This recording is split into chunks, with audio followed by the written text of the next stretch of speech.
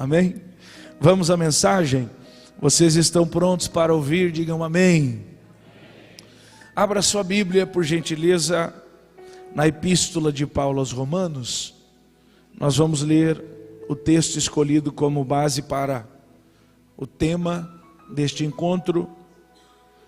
Romanos, nós vamos ler no capítulo 9,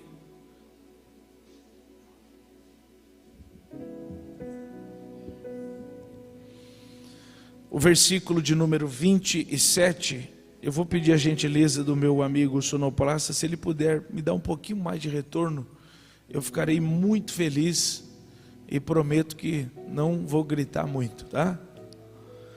Romanos capítulo 9, nós vamos ler, ficou bom, o versículo 27, está escrito assim: também Isaías clamava acerca de Israel, dizendo: ainda que o número dos filhos de Israel seja como a areia do mar, o remanescente é que será salvo. Também Isaías clamava acerca de Israel, dizendo: ainda que o número dos filhos de Israel seja como a areia do mar. Repita após mim, alto e bom som, dizendo: o remanescente. Ixi, com mais ânimo diga: o remanescente é que será salvo. Amém. Irmãos, a Epístola aos Romanos é reconhecida como uma das expressões mais completas do pensamento do grande apóstolo Paulo. Nela, ele apresenta de forma clara e profunda os fundamentos do Evangelho, revelando aquilo que Cristo lhe fez compreender sobre a salvação e a vida de um verdadeiro crente em Deus. Ao longo da carta, é comum nos depararmos com Paulo discorrendo sobre temas profundos e muitas vezes desafiadores, como a lei, a graça, a eleição e a predestinação. E é justamente no capítulo de número 9 que o apóstolo enfrenta uma das questões que mais inquietavam a mente e o coração de muitos naqueles dias. E a questão era esta: se Israel é o povo de Deus, a nação eleita, por quê a grande maioria dos judeus está rejeitando a Cristo? Se Israel é o povo de Deus, a nação eleita, porque a grande maioria dos judeus, mesmo ouvindo a pregação do Evangelho, está rejeitando a Cristo, o que está acontecendo? A situação é simples, mas teologicamente explosiva.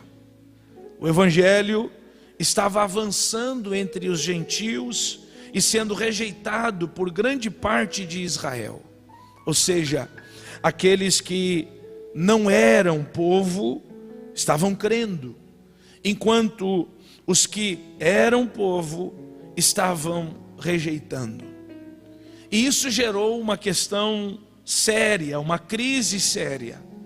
Se Israel recebeu as promessas de Deus, como pode agora estar rejeitando o Messias enviado por Deus? Se Israel recebeu promessas de Deus, se Israel recebeu a marca de Deus e o título de ser o povo exclusivo de Deus, como pode agora estar rejeitando o Messias enviado por Deus? A resposta de Paulo é extraordinária, mas antes de qualquer explicação mais profunda, Paulo estabelece um fundamento inegociável na construção desta resposta ao coração daqueles que questionavam: Deus não falhou. Ele afirma isto no versículo de número 6 do capítulo de número 9. E se nós quisermos compreender esta questão, se nós quisermos compreender tudo o que está acontecendo, para por fim absorvermos a grandeza do versículo de número 27, é preciso considerarmos todo o contexto. E no versículo de número 6, Paulo afirma ao coração dos irmãos, por suas inspiradas palavras, dizendo: não que a palavra de Deus haja falhado. Era muito importante que os crentes compreendessem que o fato de muitos judeus, e se você está me ouvindo bem, por favor diga amém. Era muito importante que os irmãos compreendessem que o fato de muitos judeus estarem rejeitando Jesus Cristo como Messias não significava que os planos divinos ou o próprio Deus tivesse falhado. Ou seja, o que está em jogo aqui não é a fidelidade de Deus, nem a veracidade das suas promessas, a autenticidade dos seus planos, a autenticidade dos seus propósitos, porque Deus continua em todo o tempo sendo fiel, continua sendo verdadeiro e continua cumprindo aquilo que fala. Deus não falha. É assim que Paulo inicia a sua resposta àqueles que questionavam, aqueles que procuravam entender por que Israel rejeitava o Messias enviado por Deus, mesmo sendo o povo de Deus. A aparente contradição é o que Paulo começa a nos esclarecer: não está em Deus, porque Deus não falha, os seus planos também não falham, e a Bíblia diz que os seus propósitos não podem ser impedidos. Portanto, a aparente contradição não está em Deus. E o segundo ponto que Paulo estabelece no processo da construção da sua resposta é esse: a aparente contradição não está em Deus, mas na forma como muitos estavam compreendendo quem de fato faz parte do seu povo.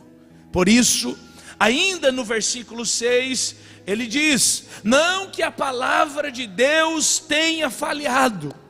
Não é o caso, ao contrário do que muitos pensam. Deus não falhou. Deus não falhou, tampouco a sua palavra. Portanto, não que a palavra de Deus haja falhado, nem todos, é o que ele continua dizendo no versículo 6, nem todos os que são de Israel são de fato israelitas. Se vocês querem compreender por que muitos judeus, mesmo sendo o povo de Deus, rejeitam o Messias enviado por Deus, vocês precisam compreender isto: nem todos os que são de Israel são de fato israelitas. Ou seja, não é que o povo de Deus tenha rejeitado o Messias enviado por ele. Na verdade, aqueles que verdadeiramente pertencem a Deus não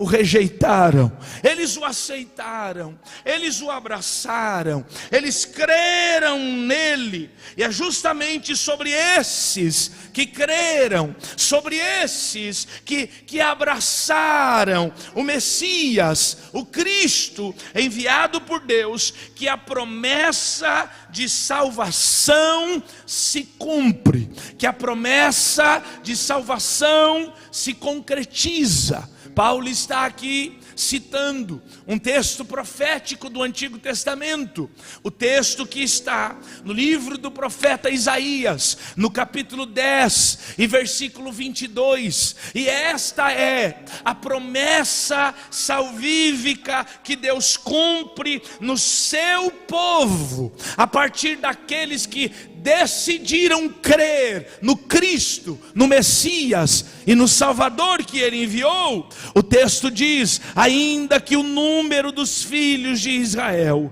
seja como a areia do mar, o remanescente é o que será salvo. Sobre eles esta promessa se cumprirá. Portanto, é preciso compreendermos que há aqui, irmãos, uma clara distinção. É preciso compreendermos que há aqui uma clara distinção entre quem está no meio do povo de Deus e quem de fato é o povo de Deus. Alguém dizia: o povo de Deus rejeitou o seu Cristo. Como isso é possível? Será que Deus falhou? E Paulo responde: não, Deus não falha. A grande questão é que nem todo mundo que está no meio do povo de Deus é povo de Deus.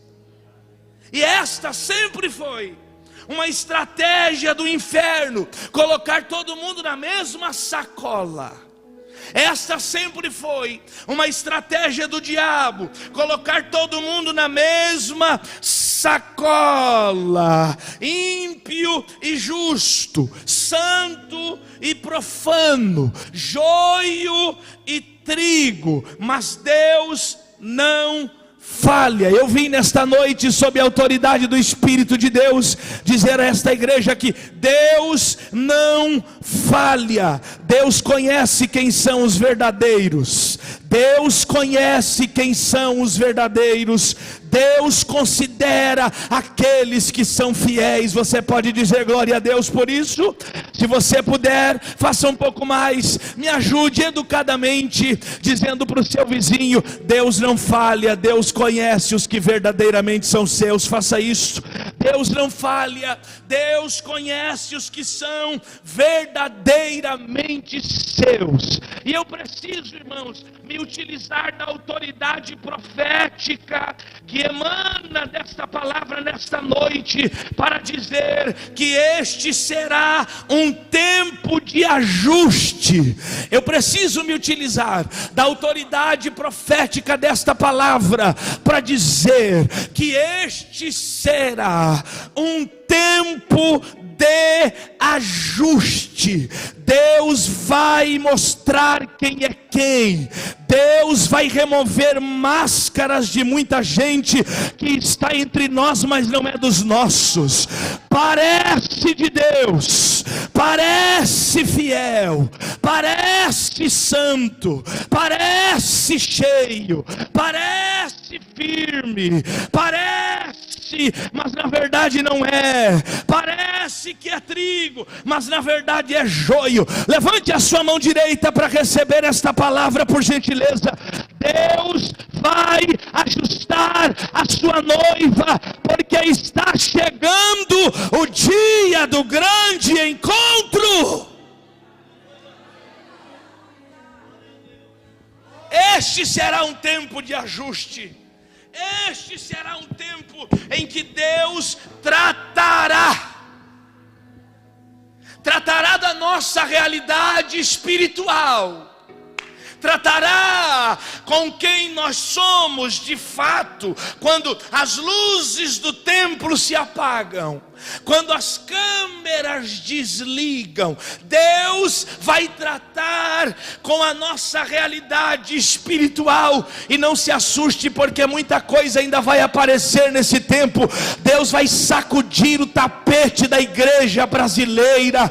Deus vai sacudir o tapete da nossa casa espiritual. A nossa sujeira vai aparecer, e os ajustes necessários acontecerão, porque Cristo vem para buscar uma igreja santa santificada.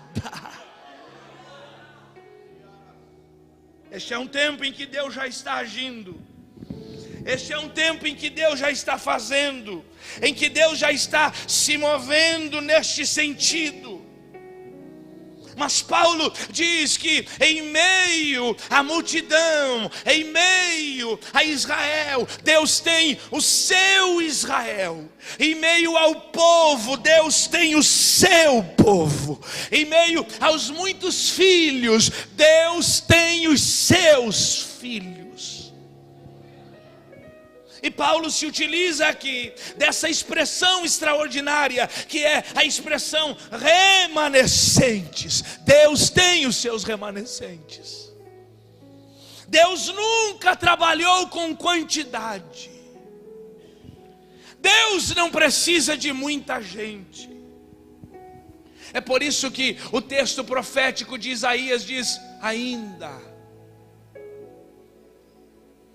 que o povo de Israel seja numeroso e incontável, os remanescentes é que serão salvos.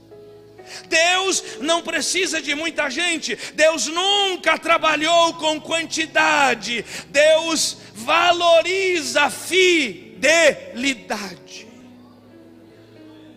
A palavra remanescente usada por Paulo aqui vem da expressão grega leimã, que pode significar literalmente deixar, restar. Mas leimã tem várias conotações de significado, e entre as suas conotações de significado, ela pode indicar um grupo que permanece mesmo após um longo processo.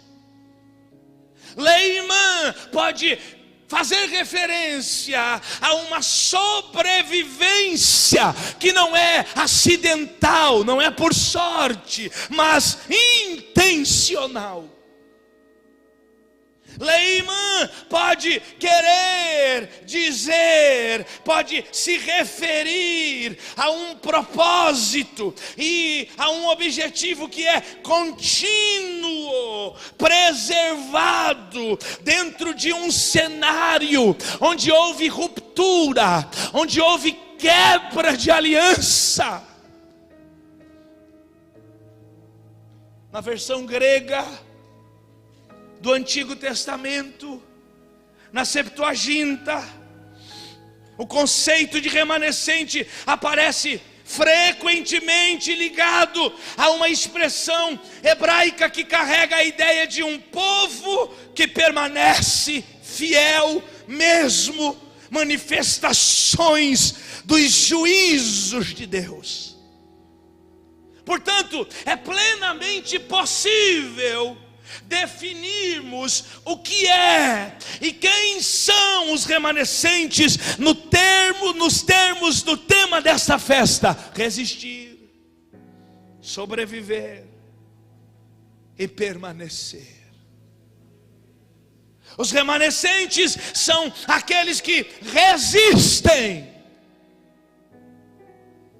E se nós observarmos o plano de fundo do capítulo 10 do livro do profeta Isaías, o versículo 22, que é o texto que Paulo está mencionando aqui, nós lemos, você leu, e eu vou reler. Também Isaías clamava, é o que Paulo diz, também Isaías clamava acerca de Israel: ainda que o número dos filhos de Israel seja como a areia do mar, o remanescente é que será salvo. Este é o texto profético que serve de base para o que Paulo está dizendo, e também nos serve de base para entendermos o que é, no conceito divino, ser um remanescente.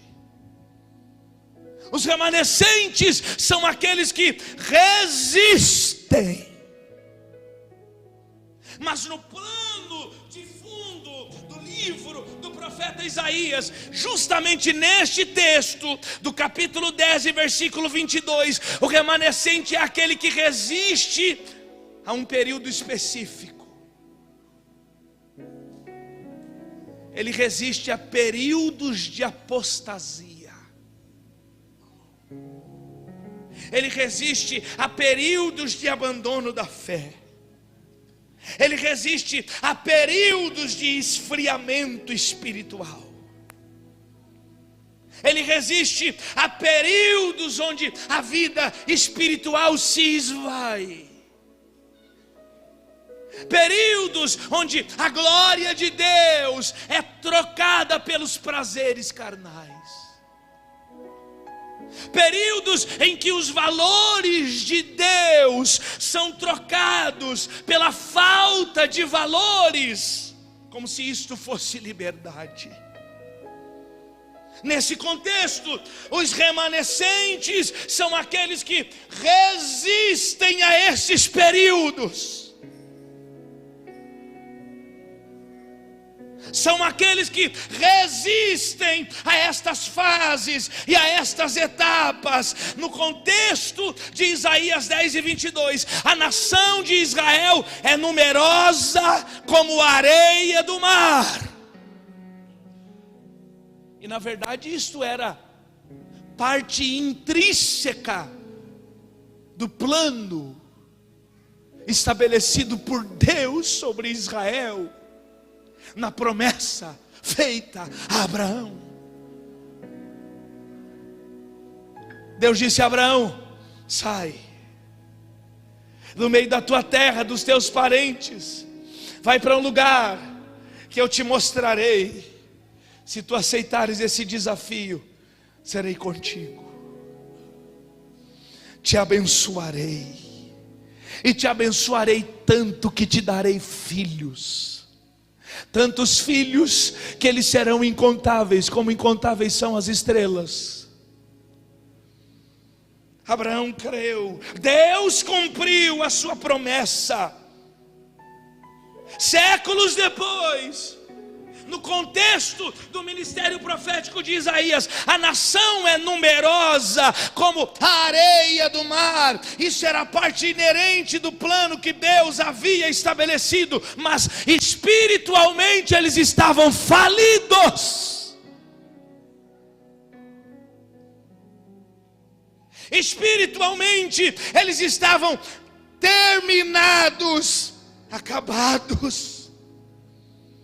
Isso nos ensina algo precioso. Números altos não são e nunca foram indício da aprovação divina.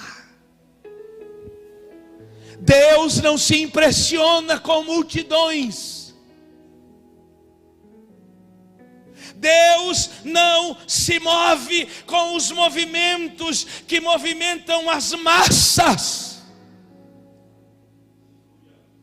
E aqui eu preciso dizer a você: não confunda, porque essa é uma confusão recorrente neste tempo. Não confunda avivamento com movimento. O que mais temos hoje são movimentos falidos, porque apesar dos números, dos likes, das visualizações, não produzem transformação real. Ao contrário, são movimentos que alinham esta geração aos modelos e padrões do mundo, com a desculpa de que as coisas mudaram e hoje é assim mesmo, de que os tempos mudaram e que agora é assim mesmo. Nós não precisamos ser tão radicais. Eu falo de valores, eu falo de princípios.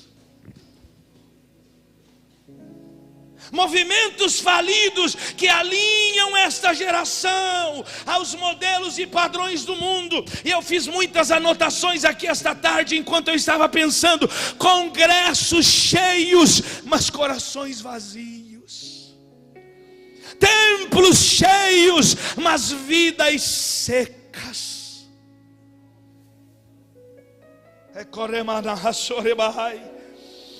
Os verdadeiros remanescentes não se emocionam com as luzes do palco, aleluia, Os verdadeiros remanescentes não se iludem com a influência das estrelas. Os remanescentes permanecem firmes e fiéis aos valores estabelecidos pela palavra de Deus, ainda que isto lhe custe a popularidade. Ainda que isto lhe custe a falta de aceitação, o que realmente importa para o remanescente que resiste é o que está além da terra. Glória a Deus. O que realmente importa para os remanescentes que verdadeiramente resistem é ouvir o toque da trombeta, cruzar a linha de chegada e alcançar o céu. Oh, glória a Deus! Será que tem alguém nesta noite movido ainda por este sentimento? Eu quero chegar no céu. Quantos querem também? Levante as suas duas mãos por gentileza. São 20 horas e 59 minutos. Oh, eu gostaria de convidar você que compreende a linguagem do Espírito esta noite, para com as suas mãos erguidas e olhos fechados, eu gostaria de convidá-lo, abra sua boca e por pelo menos 1 minuto encha esta casa com palavras de adoração e reverência àquele que está no trono. Diga glória a Deus se você tem um glória a Deus. Diga aleluia se você tem um aleluia. Diga que Ele é o mais importante para você e que você está disposto a abrir mão até mesmo da popularidade, da aceitação, para que o nome dEle seja glorificado na sua vida. Eu quero declarar nesta noite, em nome de Jesus, nós não abriremos mão dos valores por causa dos modismos. Nós não vamos ceder à pressão do mundo, pelos aplausos da sociedade. Nós permaneceremos denunciando o pecado sem medo. Nós permaneceremos pregando a verdade valentemente, porque o Espírito de Deus está sobre nós. Nós permaneceremos separando-nos do mundo e queimando no fogo do Espírito Santo. Nós vamos resistir. Quem é remanescente que resiste? Quem é? Quem é? Pegue na mãozinha do seu irmão da direita aí. Diga assim para ele: nós vamos resistir no poder do Espírito. Não solte a mão dele. Pegue na mão do irmãozinho da esquerda também. Daqui está a sua esquerda, não é? Pegue na mãozinha do irmão que está à sua esquerda e diga para ele: nós não vamos ceder à pressão do mundo. Nós vamos permanecer. Nós vamos permanecer, aleluia, no poder do Espírito. Não solte a mão dele. Levante as suas mãos mais uma vez, junto com as mãos desse irmão, e faça uma oração agora, comprometendo-se com o céu. Faça uma oração agora, comprometendo-se com Deus. Faça uma oração agora, renovando o teu pacto e a tua aliança com Deus, dizendo que você quer permanecer e que você vai permanecer, que você não se deixará levar pelas seduções, que você está preso àquilo que um dia Ele já plantou no seu coração. Faça esta oração agora. Ore, ore, ore. Eu vou lhe dar pelo menos 2 minutos para que você ore. Ore agora. Se comprometa com Deus agora, aleluia. Se comprometa com Deus agora. Se comprometa com o céu agora. Se comprometa com Deus, com a sua palavra, com a sua verdade. Faça esse compromisso. Diga que você resistirá. Se Ele te ajudar, você não cai. Se Ele te ajudar, você não desiste. Se Ele te ajudar, você vai adiante. Se Ele te ajudar, você marcha. Se Ele te ajudar, ore por favor.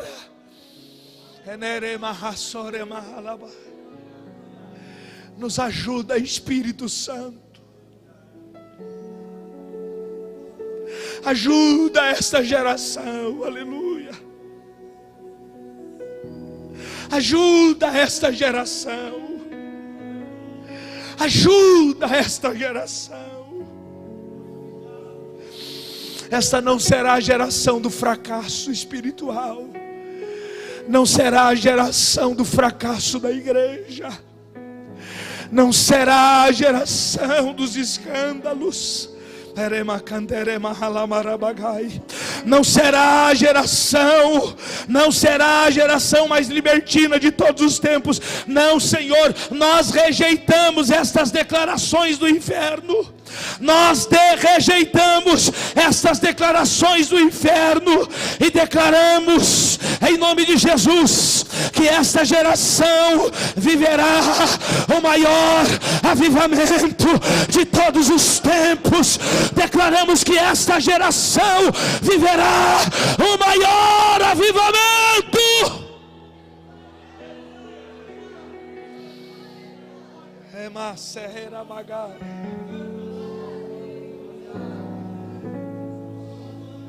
Não vai começar, já começou.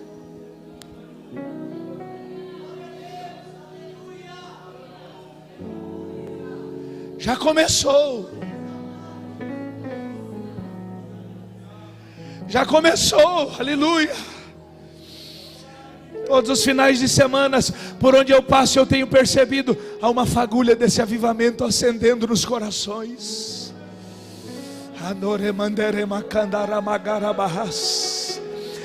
Há uma fagulha desse fogo de Deus acendendo nos corações, aleluia.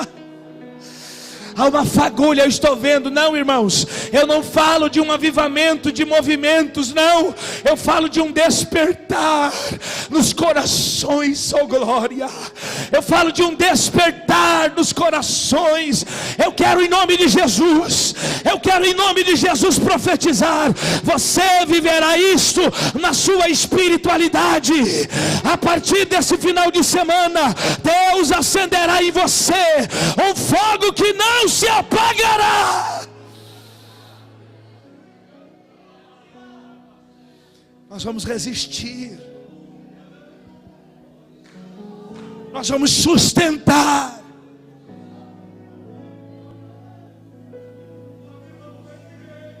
Chega de falsos avivamentos.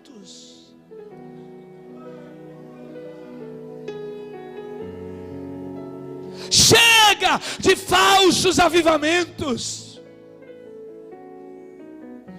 Eu tenho dito, irmãos, que o maior perigo que corremos hoje não é a falta de avivamento, é o falso avivamento.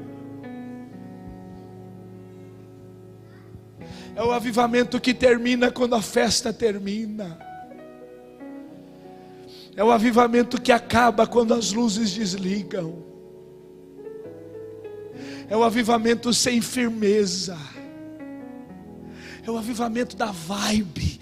É o avivamento da sensação. É o avivamento do arrepio.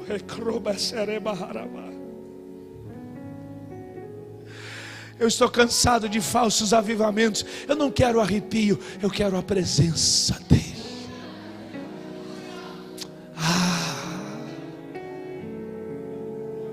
Eu já vi muita gente arrepiar, cair no chão, jogar as cadeiras para cima. E quando o congresso termina na segunda-feira, está quase desviado de novo. Mas quem tem um encontro real com a presença de Deus, permanece firme. Quem tem um real encontro com a presença de Deus, resiste, aleluia. Quem tem um real encontro com a presença de Deus, não cederá à pressão, às pressões que sobrevierem. Por quê? Porque jamais esquece. Deus quer te dar um encontro com a presença dele esta noite, para que você resista, para que você permaneça resistente. Você quer receber isso de Deus? Você deseja isso da parte de Deus? Permanecer, quantos querem permanecer? Quantos querem, resistência, quantos querem, por favor. Eu estou sentindo uma graça de Deus aqui. Os teus músculos espirituais serão fortalecidos nesta noite. Fique de pé, fique de pé, fique de pé.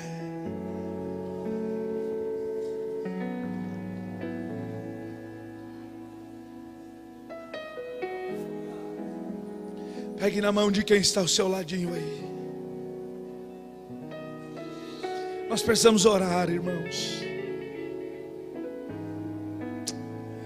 Nós precisamos orar. Glória.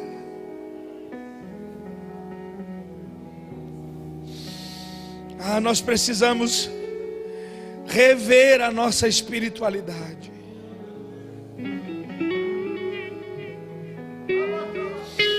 Se você não resiste às tentações, se você cai facilmente, você precisa rever a sua espiritualidade.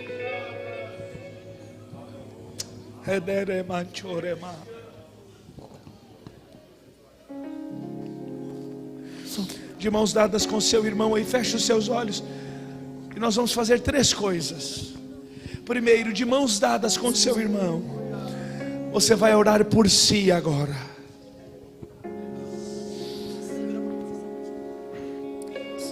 E eu penso que nós precisamos reaprender a orarmos por conta própria no culto.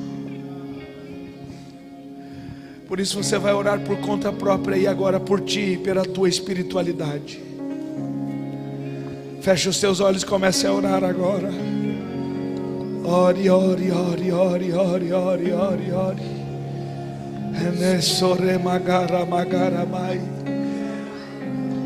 O vocal pode cantar, enquanto você ora, eles cantam. Enquanto eles cantam, você ora. Ore, ore por si, por si. Ore por si. Diga: me ajuda, Senhor, me ajuda, me ajuda. Sem você, diga: me ajuda. Eu quero resistir, resistir. Sem tua presença, eu quero ser um remanescente que resiste. Que adianta eu ganhar o mundo inteiro e a minha alma se perder sem ti, Senhor? Ore por si, ore por si. Do que adianta eu juntar os meus tesouros e me esquecer daquele que me amou? Se eu não tenho a ti, não tenho nada. E diga: eu não quero só estar no meio do teu povo, eu quero ser o teu povo. Eu não quero só estar aqui, eu quero ser o teu povo. Ore, peça ajuda ao Espírito Santo. Eu te levarei por onde eu vou. Ore mais um pouco. Quebrante agora o seu coração diante do altar. Derrame a sua alma diante do altar de Deus agora. E a minha alma se perder. E diga: eu reconheço, eu preciso mudar. Do que adianta eu preciso de mais firmeza. Meus tesouros